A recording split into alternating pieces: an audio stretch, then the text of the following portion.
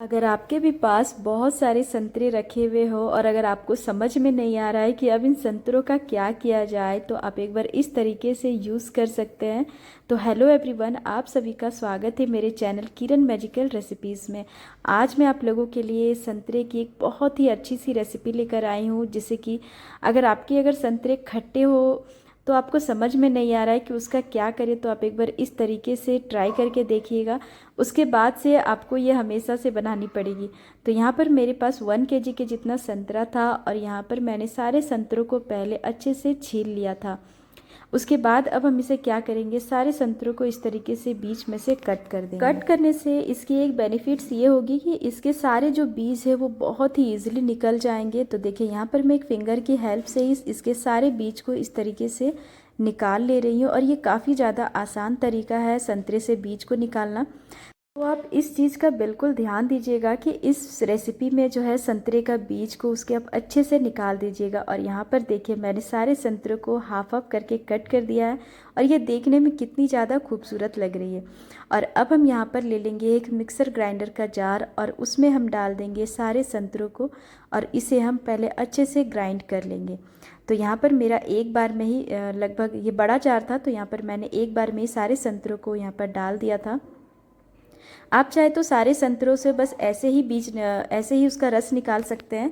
उसे बस एक छन्नी ले लीजिएगा और छन्नी में आप अच्छे से उसे निचोड़ दीजिएगा, तो उसका सारा बीज उसमें अलग हो जाएगा और उसका रस भी अच्छे से बाहर आ जाएगा। तो संतरा से जूस आप बहुत सारे तरीके से निकाल सकते हैं। तो यहाँ पर मैंने सारे संतरों को इस तरीके से ग्राइंड कर दिया था। और देखिए आप जो है बीज और उसके जो छिलके को बिल्कुल भी ग्राइंड मत कीजिएगा, नहीं तो है ये जो संतरा है उसका टेस्ट बहुत ही ज़्यादा कड़वा हो जाता है, फिर वो खाने के लायक नहीं रहता है। तो आप इस चीज़ का ध्यान दीजिएगा कि आपको उसे बहुत ही ज़्यादा महीन ग्राइंड नहीं करना है, आपको बस उसे थोड़ा सा बस पीसना है ताकि उसका जो रस है वो यहाँ पर ईजिली निकल जाना चाहिए। और अब हम यहाँ पर ले लेंगे एक छन्नी और छन्नी में डाल देंगे यहाँ पर जो हमने पीस करके रखा था उसे, और अब हम इसे अच्छे से छान लेंगे। इस तरीके से छानने से क्या होगा, संतरा का जितना भी सारा जो जूस है वो बहुत ही ईजिली बाहर आ जाएगा। तो यहाँ पर एक बार में मुझे थोड़ा सा ज़्यादा लग रहा था, तो इसलिए मैंने इसे 2 बार करके इसके बीज को निकाल दिया था। और आप देख सकते हैं कि संतरा को मैंने यहाँ पर कम्प्लीटली नहीं ग्राइंड किया है। तो यहाँ पर अगर आप इसे बहुत ज़्यादा अगर ग्राइंड कर देंगे तो फिर आपका जो संतरा का टेस्ट है, उसका जो जूस है बहुत ही ज़्यादा कड़वा हो जाएगा। तो आप इस चीज़ का बिल्कुल ध्यान दीजिएगा, क्योंकि मेरे साथ ऐसा बहुत बार हो चुका है। तो देखिए यहाँ पर जो है इसका सारा बीज इस तरीके से निकाल देंगे और अब ये जो वेस्टेज है उसे हम साइड पर रख देंगे और इसे बहुत ही ज़्यादा नहीं इसे निचोड़ना है। और यहाँ पर जो है हमारा संतरा का जूस बहुत ही ईजिली निकल गया है। अगर आपको दूसरा तरीका से अगर आप संतरे का जूस निकालना चाहते हैं तो आप उस तरीके से भी निकाल सकते हैं। और अब हम यहाँ पर ले लेंगे एक पैन। तो आपको जिस भी पैन में इस रेसिपी को बनाना है आप ले लीजिएगा, बट इस चीज़ का ध्यान दीजिएगा कि इसमें जो है आपका जो बर्तन है वो आपका एल्युमिनियम का नहीं होना चाहिए और वो आयरन का नहीं होना चाहिए। आप यहाँ पर स्टील या फिर नॉन स्टिक का यूज़ कर सकते हैं। यहाँ पर मैंने आधा जूस का यूज़ किया है और आधा को मैंने अलग कर दिया है, क्योंकि जूस थोड़ा ज़्यादा निकल गया था, इसलिए मैंने उसे आधा साइड पर रख दिया है।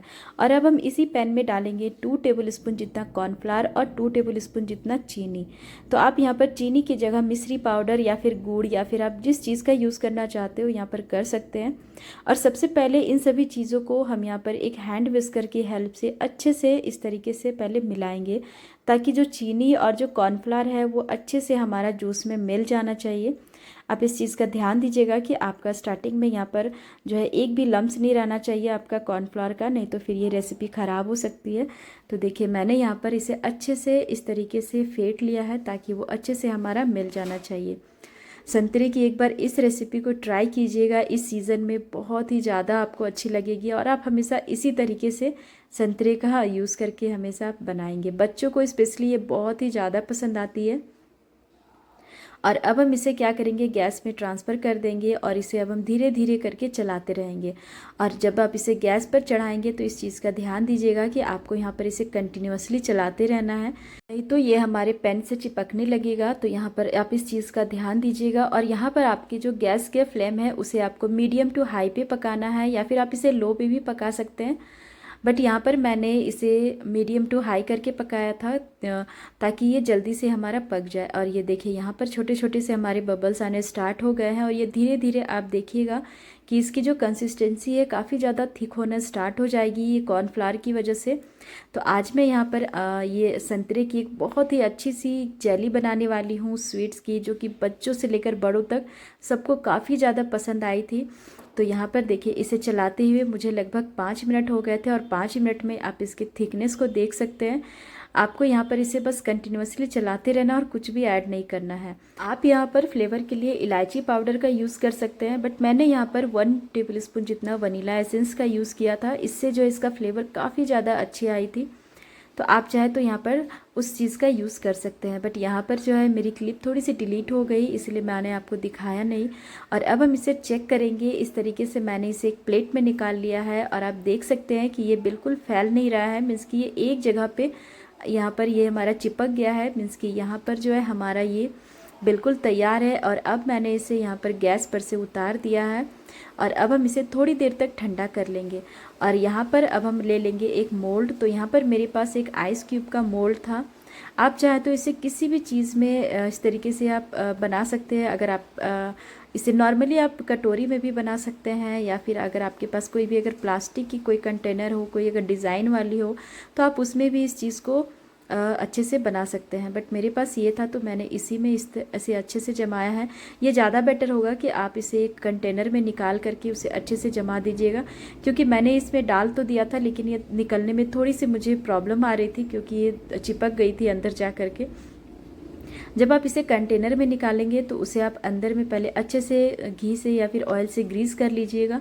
और अब हम इसे रख देंगे फ्रीज में लगभग आधे घंटे के लिए, और ये आधा घंटा में ही आपका अच्छे से सेट हो जाएगा। और ये देखिए आपको इसे फ्रीज़र में नहीं रखना है, आपको इसे फ्रिज में रखना है, इस चीज़ का ध्यान दीजिएगा। तो यहाँ पर इस तरीके का मोल्ड का मैंने यूज़ किया था, जिसकी वजह से ये निकल नहीं रहा था आसानी से।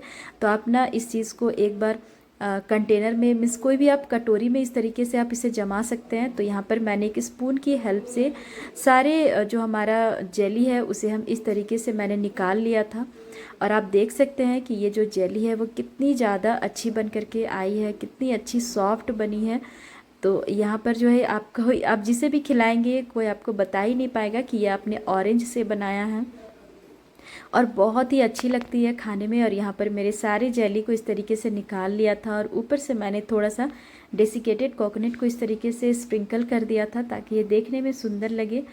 तो आप लोगों को मेरी रेसिपी कैसी लगी प्लीज़ मुझे कमेंट करके बताइएगा, और मेरी वीडियोस को एक लाइक कीजिएगा। और ये उस मोल्ड में रखने की वजह से इसका जो शेप है वो थोड़ा सा बस ख़राब हो गया था, बट ये खाने में काफ़ी ज़्यादा टेस्टी थी, बहुत अच्छी लग रही थी। आप देख सकते हैं ये जो जेली है वो कितनी ज़्यादा खूबसूरत लग रही है देखने में।